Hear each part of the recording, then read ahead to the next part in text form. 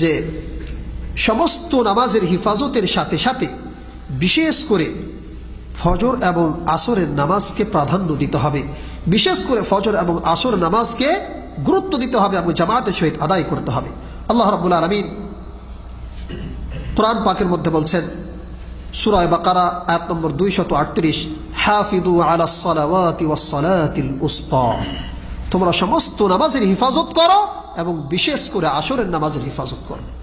আর যে সমস্ত বান্দারা নামাজের হিফাজত করে তাদের বিষয়ে আল্লাহ তাআলা বললেন, ইল্লাল মুসাল্লিন আল্লাযীনা হুম আলা সালাতিহিম দাঈমুন, এবং তারপরে কয়েকটি আয়াতের পরে আল্লাহ বলছেন, ওয়াল্লাযীনা হুম আলা সালাতিহিম ইউহাফিযুন উলাইকা ফি জান্নাতিন মুকরামুন। যে সমস্ত নামাজীরা পাবন্দির সহিত প্রতিদিন সঠিকভাবে জামাতের সহিত নামাজ আদায় করে, আল্লাহ রাব্বুল আলামিন কাল কিয়ামতের দিবসে সম্মানজনক অবস্থায় তাদেরকে জান্নাতের মধ্যে রাখবেন। শুধু তাই নয়, সূরাতুল মুমিনুনের মধ্যে আল্লাহ রাব্বুল আলামিন যে সমস্ত বান্দাদের, মুমিন বান্দাদের কিছু গুণাবলী বর্ণনা করেছেন, তার মধ্যে একটি গুণ রয়েছে এটা, ওয়াল্লাযীনা হুম আলা সালাওয়াতিহিম ইউহাফিযুন উলাইকা হুমুল ওয়ারিসুন আল্লাযীনা ইয়ারিসুনাল ফিরদাউসা হুম ফিহা খালিদুন। যে সমস্ত বান্দারা সমস্ত নামাজের হিফাজত করে, সঠিকভাবে নামাজ আদায় করে, আল্লাহ রাব্বুল আলামিন বলছেন উলাইকা হুমুল ওয়ারিসুন, এরাই হবে জান্নাতের ওয়ারিস। কোন জান্নাত? সবচাইতে উচ্চমানের জান্নাত, স্পেশাল জান্নাত, জান্নাতুল ফিরদাউসের ওয়ারিস হবে এরা যারা নামাজের হেফাজত করে। আমার ভাইরা, শুধু তাই নয়, ওই জন্য নবী করিম সাল্লাল্লাহু আলাইহি ওয়াসাল্লাম বললেন যে সমস্ত নামাজের হিফাজতের সাথে সাথে যারা ফজর এবং আসর নামাজকে প্রাধান্য দিবে, সঠিকভাবে আদায় করতে থাকবে, এই সম্পর্কে নবী করিম সাল্লাল্লাহু আলাইহি ওয়াসাল্লাম বললেন, লা ইয়ালিজান নারা আহাদুন সাল্লা ক্বাবলা তুলুইশ শামসি ওয়া ক্বাবলা গুরুবিহি, সেই ব্যক্তি কখনোই জাহান্নামের মধ্যে প্রবেশ করবে না যে ব্যক্তি সূর্য উঠার পূর্বে এবং সূর্য ডুবার পূর্বে অর্থাৎ ফজর এবং আসর নামাজ পাবন্দির সহিত আদায় করবে, সেই ব্যক্তি কখনোই জাহান্নামের মধ্যে প্রবেশ করবে না। সুবহানাল্লাহ।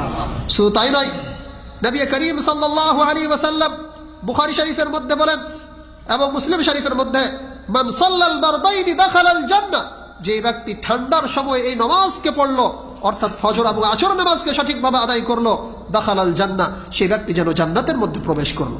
এই হাদিসটি বুখারী শরীফের মধ্যে রয়েছে, হাদিস নম্বর 574, মুসলিম শরীফ হাদিস নম্বর 635। আমার ভাইরা, শুধু তাই নয়, আরো একটি হাদিসের দিকে লক্ষ্য করলে বুঝতে পারবেন, নবী করিম সাল্লাল্লাহু আলাইহি ওয়াসাল্লাম বলছেন, মান সাল্লাল ইশা ফি জামাআতিন ফাকান্নামা কামা নিসফাল লাইলি ওয়া মান সাল্লাস সুবহা ফি জামাআতিন ফাকান্নামা সাল্লাল লাইলা কুল্লাহু, সহিহ মুসলিম হাদিস নম্বর 656। এই হাদিসের মধ্যে নবী করিম সাল্লাল্লাহু আলাইহি ওয়াসাল্লাম বলেন, যে ব্যক্তি ইশা নামাজ জামাতের সহিত আদায় করলো, সে যেন অর্ধেক রাত পর্যন্ত কিয়াম করলো, রাত জেগে জেগে নামাজ পড়লো। শুধু তাই নয়, তারপরে বলছেন, যে ব্যক্তি ফজরের নামাজ জামাতের সহিত আদায় করলো, ফাকান্নামা সাল্লাল লাইলা কুল্লাহু, সে যেন সারা রাত ধরে তাহাজ্জুদের নামাজ পড়লো। সুবহানাল্লাহ। তাহলে আমরা যদি তাহাজ্জুদে উঠতে না পারি, কম করে আমরা ইশা এবং ফজরের নামাজ যেন জামাতের সহিত আদায় করি। আল্লাহ যেন তৌফিক দান করেন। আমিন। আমার ভাইরা, আর যেই ব্যক্তি আসরের নামাজ ছেড়ে দিল, সেই সম্পর্কে নবী করিম সাল্লাল্লাহু আলাইহি ওয়াসাল্লাম বলেন, আল্লাযী তাফুতুহু সালাতুল আসরি কাআন্নামা উতিরা আহলুহু ওয়া মালুহু, সহিহুল বুখারী হাদিস নম্বর 552, সহিহ মুসলিম হাদিস নম্বর 626। এই হাদিসের মধ্যে নবী করিম সাল্লাল্লাহু আলাইহি ওয়াসাল্লাম বলেন, যে ব্যক্তির আসরের নামাজ ছুটে গেল, তার আত্মীয় স্বজন এবং তার মালকে যেন ছিনিয়ে নাও। শুধু তাই নয়, আমার ভাইরা, অন্য এক রাওয়ায়াতের মধ্যে এসেছে, বুখারী শরীফের হাদিস, মান তারাকা সালাতাল আসরি ফাকাদ হাবিতা আমালুহু, যে ব্যক্তি আসরের নামাজ ত্যাগ করে দিল, আসর নামাজ ছেড়ে দিল, তার সমস্ত আমল যেন ধ্বংস হয়ে গেল। সুবহানাল্লাহ।